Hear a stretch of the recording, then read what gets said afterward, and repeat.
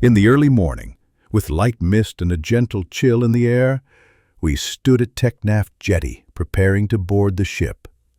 There was a strange excitement building up inside me. All around, the faces of travelers glowed with anticipation, some holding bags, some with cameras on their shoulders, and others busy taking selfies. At exactly 9 a.m., the ship started gliding swiftly toward the sea, marking the beginning of our dreamy voyage to St. Martin's Island. As soon as we reached deeper waters, nature welcomed us with hundreds of seagulls. The white feathered birds floated like living music in the sky.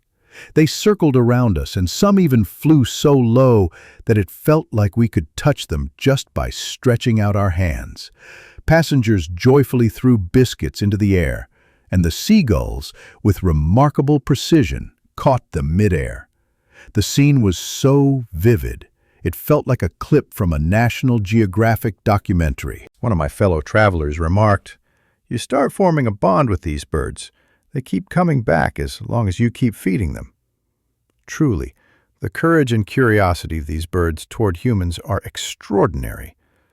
After that magical cruise, we finally set foot on St. Martin's Island. It felt like we had stepped into a painting. Crystal clear blue water surrounded us, so transparent that we could see the coral underneath. Rows of coconut trees lined the beach, with little huts scattered in between. Everything was calm, serene, and poetic. Sunrises and sunsets here are unique experiences. Watching the colors change in the sky while the water glistens in golden hues is simply surreal. This kind of silence, clarity, and touch of nature is rare anywhere else in Bangladesh. For those who haven't yet visited, I'd say visit at least once in your life. The peaceful beauty, the blue waters, and the stillness of this island will leave a lasting impression on your soul. Even though the midday temperature was a bit warm, dipping into the cool, salty water was an unforgettable experience. We swam for hours, sometimes riding the waves, sometimes relaxing on the shore and chatting under the sun. However, a word of caution.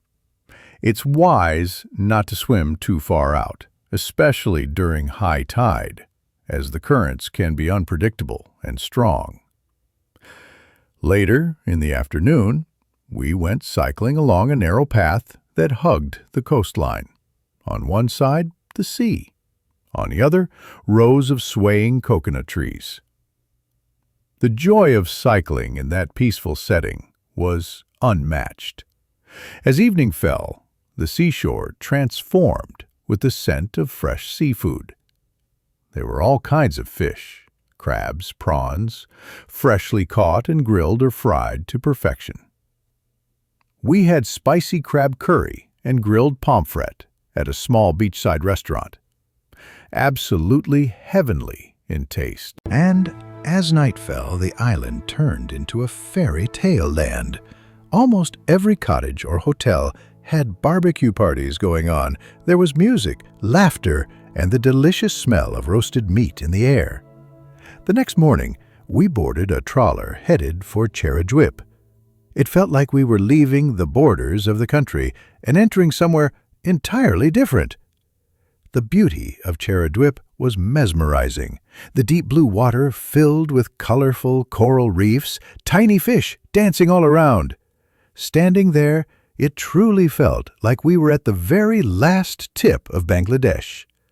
The roar of the sea here was gentler, the sun a little brighter, and nature felt even more personal and profound. Honestly, standing there, I didn't feel like returning. My heart just wanted to stay.